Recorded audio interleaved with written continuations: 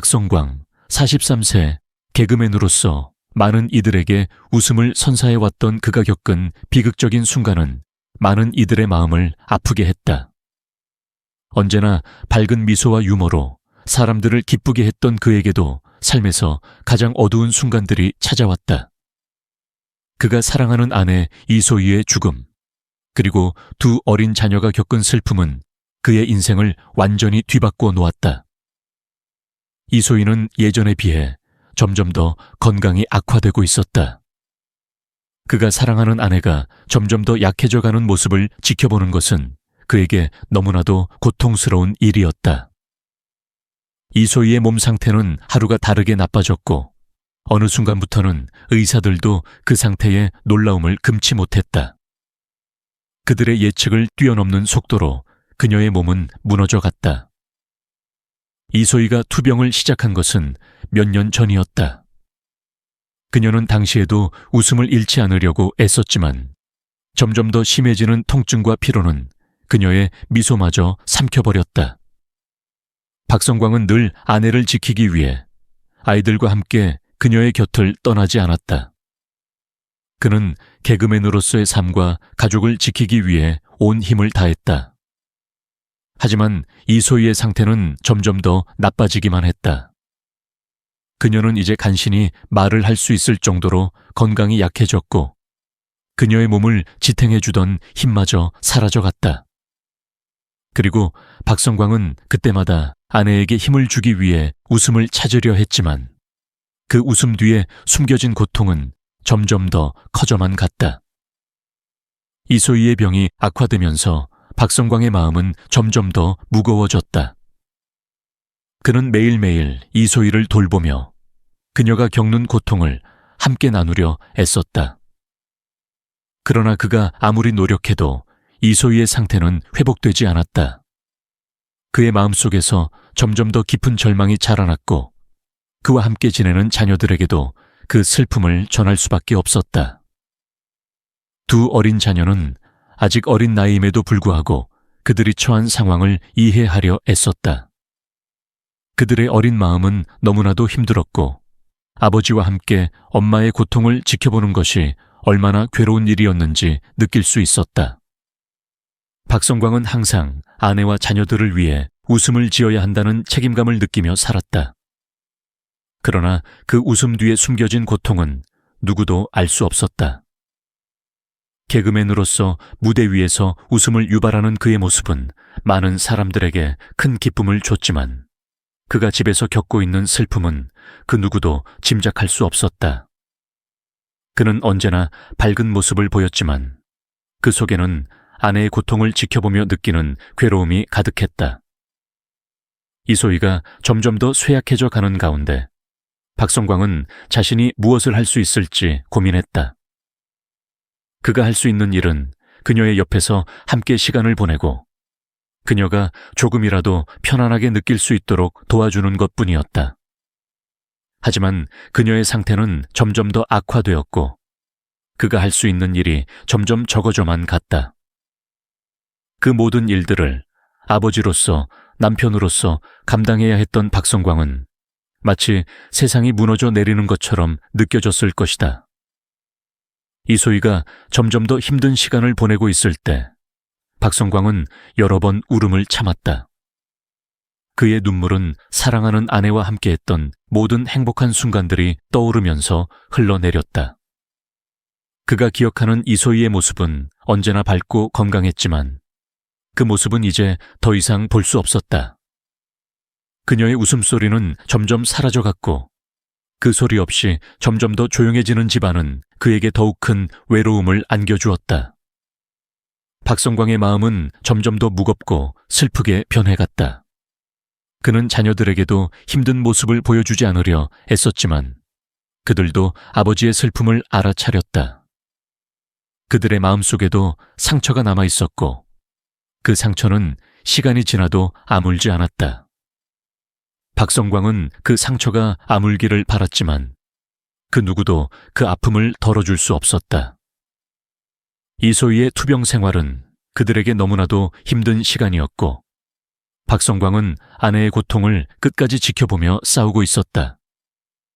이 소중한 시간을 함께 보내는 것만으로도 박성광은 무엇보다도 중요한 일을 하고 있다고 생각했다.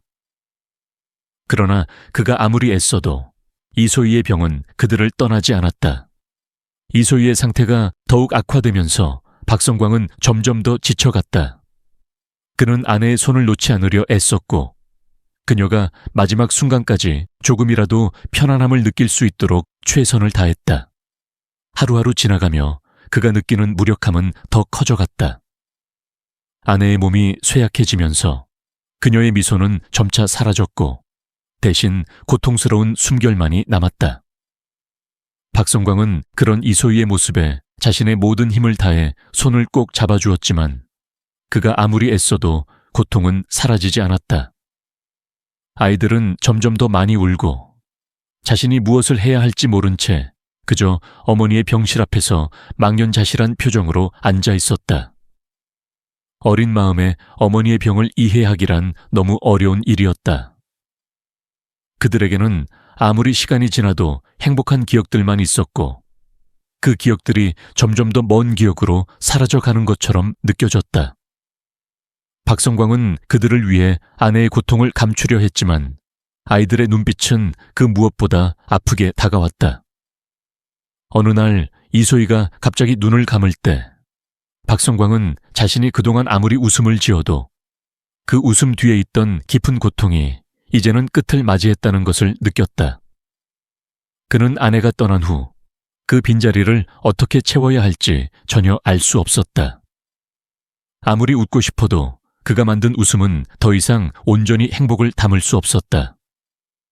모든 것이 무너져 내리는 듯한 느낌이 들었다. 그가 걸어온 길은 웃음과 진지함이 교차하는 특별한 여정이었다. 그가 누구인지, 그의 인생에 어떤 순간들이 있었는지 궁금하지 않을 수 없다. 2017년 3월 5일, 복면가왕에 등장한 박성광은 그 누구도 예상하지 못한 놀라운 변신을 했다. 그의 가명은 피리충만 피리소년. 무대에서 그는 바비킴의 사랑, 그놈을 부르며 관객의 마음을 사로잡았고 그 후 박상민의 무기여 잘 있거라를 부르며 마침내 그의 정체를 공개했다. 이 순간은 마치 그의 삶에서 예고편처럼 감동적인 전환점을 찍은 순간이었다. 웃음의 이미지를 가지고 있던 박성광이 진지한 모습으로 무대에 등장하며 많은 이들에게 큰 충격을 주었다. 그가 노래를 부르면서 공개된 그의 진지한 모습은 개그맨 박성광이 단지 웃음을 주는 인물이 아니라 진심을 담아 이야기할 수 있는 깊이를 지닌 사람이라는 것을 여실히 보여주었다. 그 이후 박성광은 55차 경연에서 판정단으로 참여하며 또 다른 얼굴을 보여주었다. 그는 단순히 개그맨이 아닌 예술적 감각을 지닌 사람으로서 다양한 역할을 소화할 수 있는 능력을 가진 인물임을 증명했다.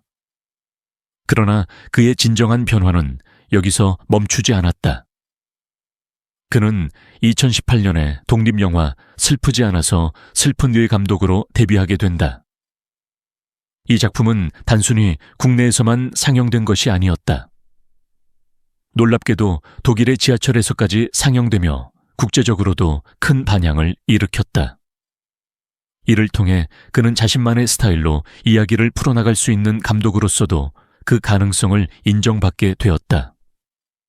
감독으로서의 첫발을 내디딘 박성광은 이제 웃음을 넘어서서 사람들의 감정을 깊이 있게 전달할 수 있는 창작자로서 또 다른 전환점을 맞이했다. 2018년 박성광은 예능에서도 활발히 활동을 시작했다. 그가 2시 탈출 컬투쇼의 토요일 코너 꽁트몬고에서 장도연과 함께 고정 멤버로 확정되었을 때 그의 입지는 더욱 확고해졌다. 그는 단순히 웃기기만 하는 개그맨이 아니었다. 인간적인 면모와 진지한 캐릭터를 바탕으로 다양한 사람들과 호흡하며 더욱 대중적인 사랑을 받았다. 그 후 박성광은 전지적 참견 시점에 새로운 제작진의 고정 멤버로도 확정되었고 병아리 매니저 임송과의 상호 배려와 웃음을 주는 모습으로 또 다른 전성기를 맞이했다. 그가 주는 배려와 따뜻한 인간미는 많은 이들의 마음을 사로잡았다. 박성광의 예능에서의 존재감은 점점 커졌고 그는 예능계에서 없어서는 안 될 중요한 인물로 자리 잡았다. 2020년 박성광은 또 한 번의 중요한 변화를 겪게 된다. 그는 새 연하의 일반인 여성 이소리와 결혼을 발표하면서 대중의 관심을 끌었다. 당시 결혼 발표가 있던 날, 오보로 인해 이소리가 배우 출신으로 알려지기도 했지만 실제로는 제약회사 영업사원이라는 사실이 밝혀졌다. 이 이야기는 많은 사람들에게 흥미로운 소식이 되었고 그가 결혼을 발표한 순간은 많은 이들에게 큰 화제가 되었다. 그가 결혼을 발표한 5월 1일은 혼인신고를 먼저 하고 3개월 후 그의 생일인 8월 15일에 결혼식을 올렸다. 박성광의 아내는 매우 미모가 뛰어난 여성으로 개그맨들이 미녀와 결혼을 한다는 속설을 이어갔다. 그의 결혼 이야기는 그 자체로 대중들의 큰 관심을 끌었다. 2020년 7월 박성광은 MBC 웹예능 돈플릭스 시즌2에서 영화 끈의 감독을 맡게 되었다. 이 작품은 동방송사의 공채 선배인 정형돈이 대본을 쓴 영화였다. 이 영화는 서프라이즈 재연 배우 3명과 함께 감독으로서의 역량을 발휘한 작품으로 그의 감독으로서의 두 번째 도전이었다. 박성광은 이 프로젝트를 통해 자신의 감독으로서의 재능을 확장하며 더욱 다양한 분야에서 활동을 이어갔다. 그리고 2023년 박성광은 상업영화 감독으로 데뷔하게 된다. 그의 첫 번째 상업영화인 는 중견 배우진과 함께 CGV의 광고에도 등장했지만 관객들의 혹평을 받았다. 그럼에도 불구하고 박성광은 이를 계기로 더욱더 성장하며 영화 감독으로서의 길을 계속해서 걸어갔다. 2023년 12월 24일 박성광은 예능 프로그램 볼게요. 크리스마스 특집에 특별 출연하며 많은 팬들의 마음을 다시 한번 사로잡았다.